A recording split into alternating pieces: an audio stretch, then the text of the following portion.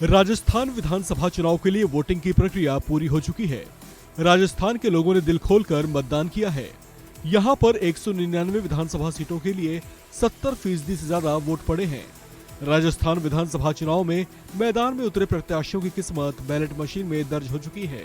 इंतजार अब 3 दिसंबर को जारी होने वाले चुनावी नतीजों का है, जिसमें ये साफ हो जाएगा कि अब की बार राजस्थान के लोगों ने किस पर अपना भरपूर प्यार लुटाया है। इस चुनावी टक्कर में मुख्य मुकाबला यहां के सत्तारूढ़ दल कांग्रेस और बीजेपी के बीच है। राजस्थान का चुनावी इतिहास कहता है कि यहां पर हर 5 साल में सरकार बदलने की परंपरा रही है। ऐसे में बीजेपी यही उम्मीद लगाए बैठी है कि अब की बार सरकार बनाने की बारी उसी की है, लेकिन कांग्रेस उसके इस भरोसे को तोड़ने के लिए हर मुमकिन कोशिश करते हुए चुनावी मैदान में सक्रिय दिखाई दी थी। अगर कांग्रेस अब की बार भी चुनाव जीत जाती है तो ये बीजेपी के लिए तो झटका होगा ही, साथ ही वो राजस्थान में हर 5 साल में सरकार बदल जाने की परंपरा को भी तोड़ देगी। आम चुनाव से महज चंद महीने पहले हुए ये मतदान काफी हद तक आम चुनाव के लिए जनता का मूड परखने वाला चुनाव बताया जा रहा है। ऐसे में बीजेपी और कांग्रेस दोनों की ही धड़कनें तेज हैं। राजस्थान में 2018 में हुए चुनाव में वोटिंग परसेंटेज 72% से ज्यादा थी।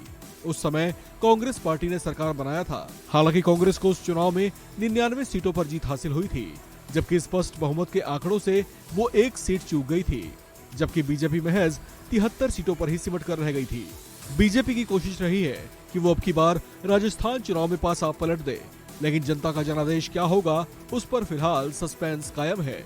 राजस्थान में अगर उन फैक्टर्स की बात करें जिससे इस चुनाव में जनता का मूड प्रभावित हुआ, तो उसमें कुछ महिलाओं का मूड कुछ बड़े अपराधों और कानून व्यवस्था की स्थिति से परेशान दिखा।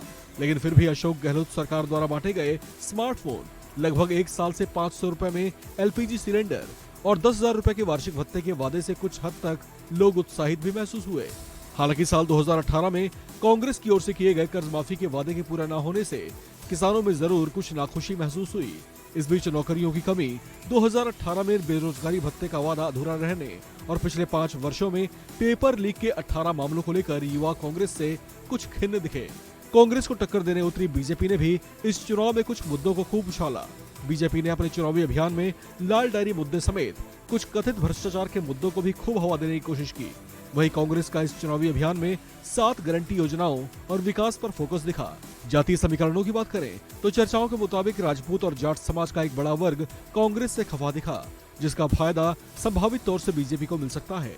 वहीं कांग्रेस मानकर चल रही है कि प्रदेश के गुर्जर वोट बैंक से उसे जरूर लाभ होगा। हालांकि होता क्या है वो 3 दिसंबर को आने वाले नतीजों से साबित हो जाएगा। इस खबर में फिलहाल इतना ही। बाकी अपडेट्स के लिए आप बने रहिए वन इंडिया हिंदी के साथ।